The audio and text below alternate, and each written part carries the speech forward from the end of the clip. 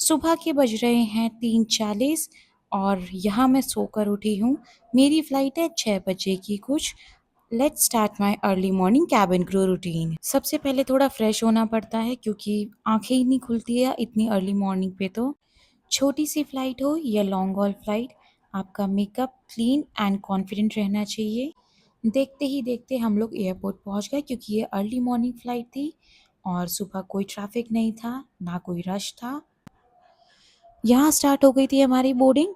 Cabin crew सिर्फ service ही नहीं करता है फ्लाइट पे, बट बोर्डिंग के टाइम आपको बैगेज के लिए हेल्प करता है, असिस्ट करता है और आइल क्लियर रखता है। सभी गेस्ट ऑन बोर्ड थे। Now it's time to do the final check before take off. अब हम सेफली लैंड हो चुके थे दिल्ली में। अब था टाइम पैसेंजर्स को बाय बाय बोलने का।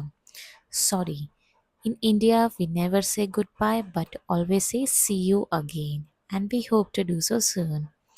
हमने करा यहाँ पे डीब्रीफिंग। ये है मेरी क्रू साथ में। She is very nice and very sweet.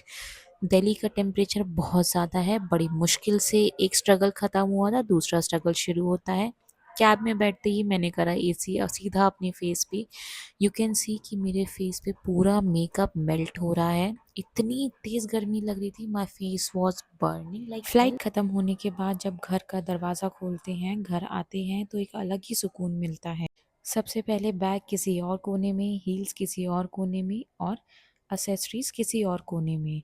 घर का दाल चावल हर किसी 5 स्टार होटल के खाने को पीछे छोड़ देता है।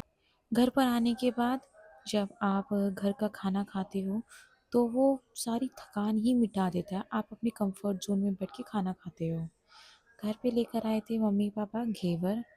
घेवर कुछ खास था नहीं। और इन सर जी को देखो, जैसे ही एसी चल जाता है, पता नहीं इसे कैसे पता लग जाता है कि बस एसी चल गया है और ये उस रूम में आ जाता है। यूनिफॉर्म गई, हील गया, मेकअप गया, खाना भी हो गया। अब मैं और मेरी नींद थी।